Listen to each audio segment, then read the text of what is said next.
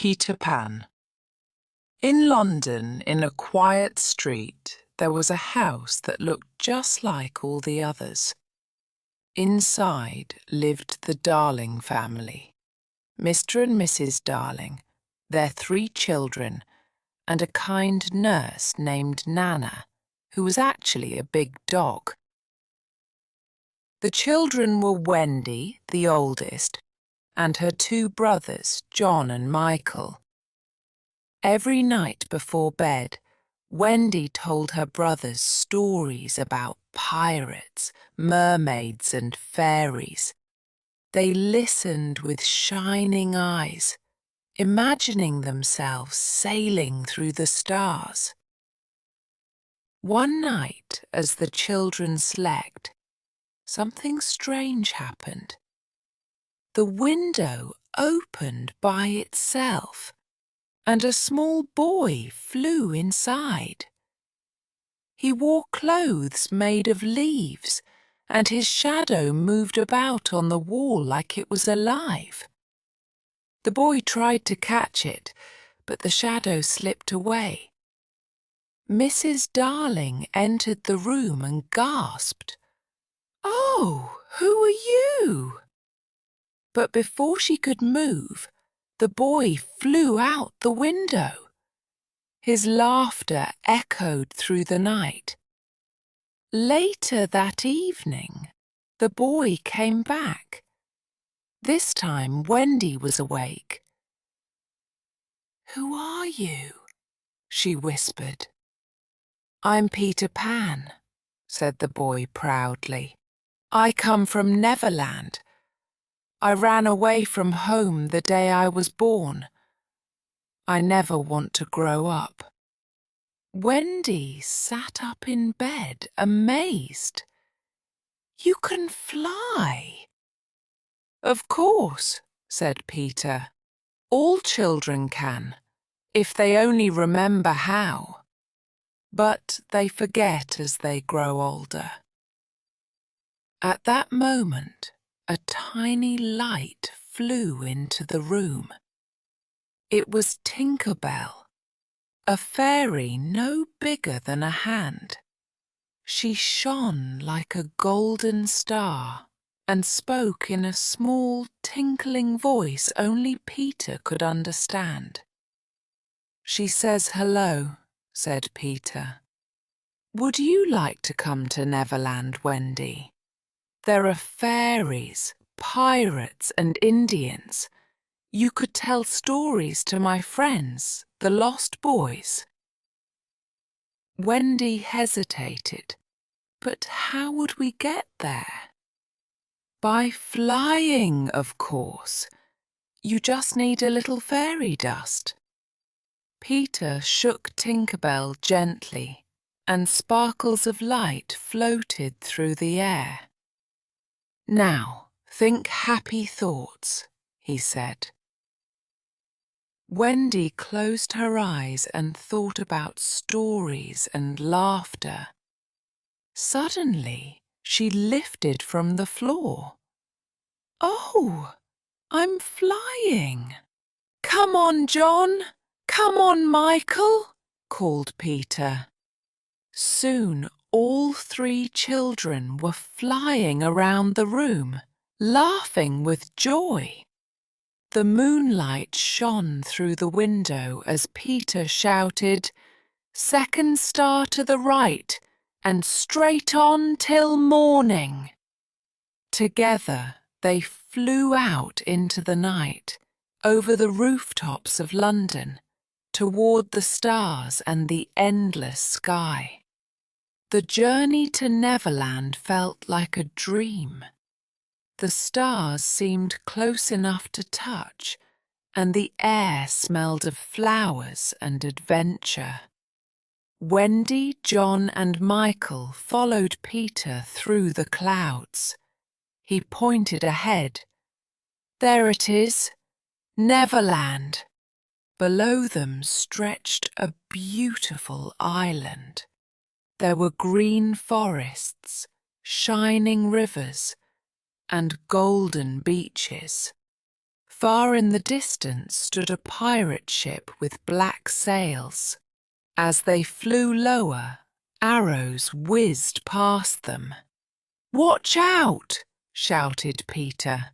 "The Indians think we're pirates." Tinker Bell flew ahead quickly, leaving a trail of light. "Follow her," said Peter. "She'll take us to our home, the underground house." They landed softly in a clearing surrounded by tall trees. A hidden door in the ground opened, and out came a group of boys dressed in animal skins. Their faces were curious and excited. "Peter!" they cried. "You're back!" "These are the lost boys," said Peter proudly.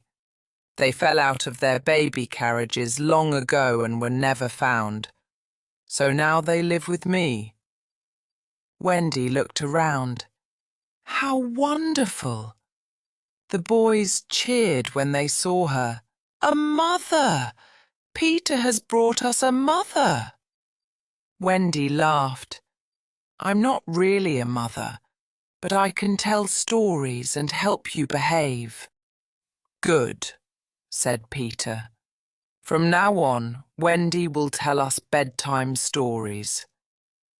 They went down into the underground house. It was a cozy place under the trees, with beds made of leaves and shelves full of tiny treasures, shells, feathers, shiny stones. The lost boys gathered around Wendy, listening as she told them about Cinderella and Sleeping Beauty. Peter sat proudly beside her. He loved the sound of her voice, though he pretended not to care. Outside, the island was full of life. Mermaids swam in their lagoon, and fairies danced in the moonlight. But not far away, danger was waiting. On the pirate ship, the Jolly Roger, Captain Hook stood by the rail. He was tall and thin, with long black hair, a sharp nose, and a red coat. But what everyone noticed first was his right hand, or rather the hook that replaced it. He had lost his hand in a fight with Peter Pan, who had thrown it to a crocodile. The crocodile liked the taste so much that it followed Hook everywhere, hoping for more. Luckily for Hook, the crocodile had swallowed a clock, so everyone could hear it coming. Tick, tock, tick, tock. "I'll get you yet, Peter Pan," said Hook, his eyes burning with anger. His crew cheered. "Aye, Captain!" Back in the forest, Peter taught the boys how to fight with wooden swords and pretend they were pirates. Wendy watched, sometimes laughing, sometimes worrying. "Be careful," she called, but Peter only smiled. "Don't worry, Wendy. Nothing bad ever happens in Neverland." That evening, they all ate berries and fruit for dinner, then listened as Wendy told another story. Tinker Bell sat on Peter's shoulder, her tiny light glowing softly. When everyone was asleep, Wendy whispered to Peter, "Don't you ever miss your real mother?" Peter looked away. "I don't need one. Mothers forget their children when they grow up." Wendy wanted to say more, but Peter was already pretending to snore. Outside, the stars shone above Neverland. The sea was calm, and the pirate ship rocked gently in the moonlight. Captain Hook stood on the deck, staring toward the island. "Tomorrow," he said softly, "I will find their hideout. and Peter Pan will pay. Morning came bright and warm in Neverland. The sun touched the trees, and the sea sparkled like glass. Wendy was outside gathering berries while the Lost Boys played nearby. Peter and John practiced sword fighting with sticks, laughing loudly. Suddenly, a shadow passed above them, a large black bird circling slowly. But it wasn't a bird. It was one of Captain Hook's pirates with a spyglass. From the ship, Hook had seen where Peter lived.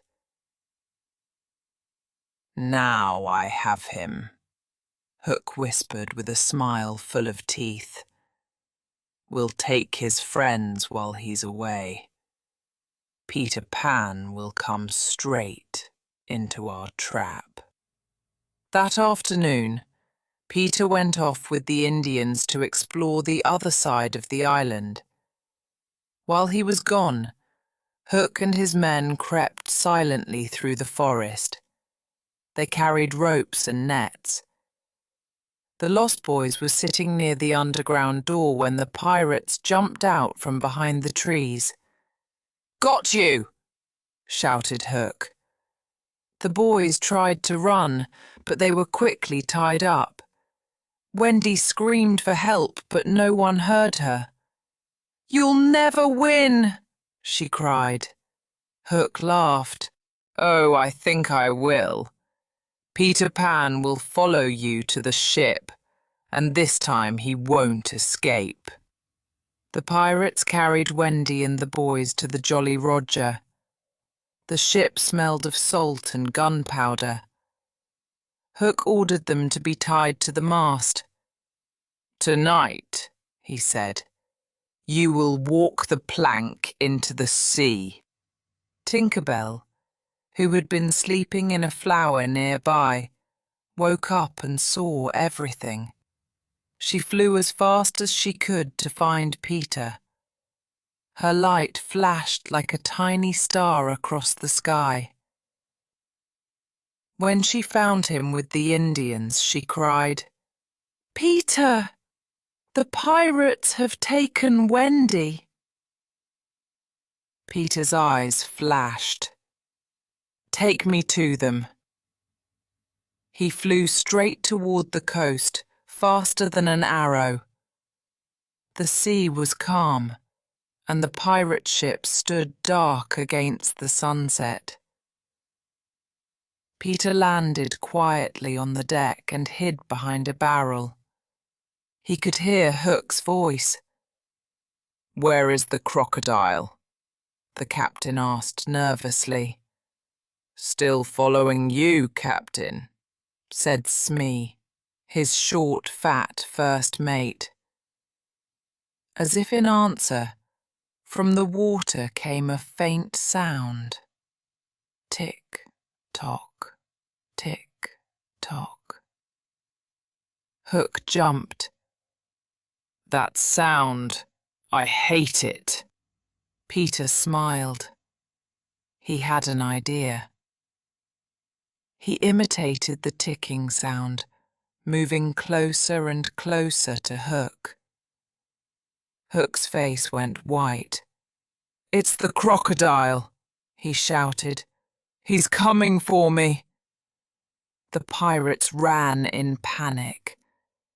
In the confusion, Peter slipped to the mast and cut the ropes that held Wendy and the boys. "Peter," Wendy whispered joyfully, "I knew you would come." "Quiet," he said. "Get ready to fight." The pirates returned, angry and shouting. Hook saw Peter and screamed, "You again!" "Me again," said Peter calmly. "And this time, you'll lose." The deck filled with noise. Swords clashed, voices roared, and Tinker Bell flew around throwing fairy dust into the pirates' eyes. John and Michael fought bravely beside the lost boys, while Wendy helped free the younger ones. Hook and Peter faced each other near the edge of the ship. The moonlight shone on Hook's sharp metal hand. "You've made me the laughingstock of the seas," Hook shouted. "Prepare to die." Peter dodged quickly, light as a feather. "You're too slow, Captain," he said, laughing. Hook swung his sword wildly, but Peter jumped onto the mast and then onto the rail. "Remember the crocodile?" Peter called. At that moment, a familiar sound came again. Tick, tock, tick, tock. Hook's eyes went wide. "No, he's here!" In his panic, Hook slipped and lost his balance. He fell backward into the sea with a splash. "The crocodile! The croco—" His voice was cut off by the sound of water. The crew, terrified, jumped after him or fled in small boats. The Jolly Roger was theirs. Peter laughed and waved his hat. "We've won!" The lost boys cheered, and Wendy hugged her brothers. "Thank you, Peter," she said softly. "You saved us." Peter smiled proudly. "I always do." They all danced and sang on the deck under the stars. Tinker Bell twinkled above them like a golden spark. Neverland seemed at peace again, at least for the night. But as Wendy looked out over the quiet sea, she whispered, "Peter, what will happen now?" Peter looked at her with his bright eyes. "You'll stay with us forever, and you'll never grow up." Wendy smiled sadly. "But I think children must grow up, Peter." Peter didn't answer. He just looked up at the stars, where the second one on the right shone a little brighter than the rest. The morning after the great battle, the sun rose over Neverland. The sky was golden, and the sea looked calm and endless. Wendy stood on the deck of the Jolly Roger with her brothers and the lost boys. Peter was sitting on the rail, kicking his bare feet happily. "What shall we do now?" asked Wendy. "Do?" said Peter. "Why, we'll sail through the clouds. This ship will fly." The boys laughed, thinking it was a joke. But Peter jumped to the wheel, shouted to Tinker Bell, and a shower of fairy dust fell across the deck. Slowly, the great ship lifted into the air. Its sails filled with wind that wasn't there, and soon they were flying above the island. "Look!" cried John. "We're flying home!" Down below, the forests, rivers and lagoons of Neverland grew smaller and smaller until they disappeared into the clouds. For a while, everything was wonderful. The boys sang, Wendy smiled, and Tinker Bell danced around the mast. But as they flew closer to London, Wendy grew quiet. "Peter," she said softly. When we get home, the boys can stay with us. My mother will take care of them. Peter frowned. And me? Wendy looked at him sadly. You could come too, if you like. My mother would love you. Peter shook his head. No, I don't want to grow up. I'll stay in Neverland. Wendy's eyes filled with tears. But we'll never forget you. Peter tried to smile. You'll forget, Wendy. Grown-ups always do. The ship glided down toward the familiar rooftops of London. It landed gently in the street outside the Darling home. Mrs. Darling, who had cried every night since her children disappeared, looked out the window and gasped. Wendy! John! Michael! She cried, running to the door. There were hugs, tears and laughter. Mrs. Darling welcomed the lost boys too, promising they would all have a home. Only Peter stayed near the window, watching silently.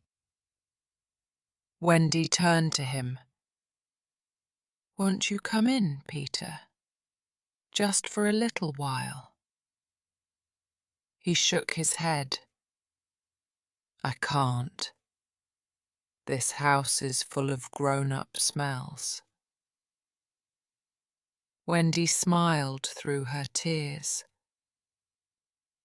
Goodbye, Peter. Goodbye, Wendy. If you ever need me, just look to the stars. He waved his hand, and in a moment he was gone, flying high above the city, back toward Neverland. Years passed. Wendy grew up. The lost boys became men, and John and Michael went to school. But sometimes, on quiet nights, Wendy would look out her window and remember the boy who never grew up. One night, when Wendy was older and had a little daughter of her own named Jane, she heard a soft tapping at the window. She opened it, and there he was. Peter Pan, just the same, smiling as if no time had passed. Hello, Wendy, he said. Wendy gasped. Oh, Peter, you haven't changed at all. He looked confused. Why should I change? She took his hand. I can't go with you now, Peter. I'm grown up. Peter's face fell. Grown up? But Jane, Wendy said, my little girl, she knows your stories. Perhaps she can go with you. Jane ran to the window with shining eyes. Can I really, Mother? Peter smiled again. Of course you can. He reached out his hand and Jane took it. In a moment, they were both flying out into the night, their laughter echoing in the sky. Wendy watched them go, her eyes full of both joy and sadness. Goodbye, Peter Pan, she whispered. May you never grow old. Outside, the stars glowed brighter than ever, and somewhere far away, in the heart of Neverland, Peter Pan laughed. The same bright, free laughter that had never changed and never would.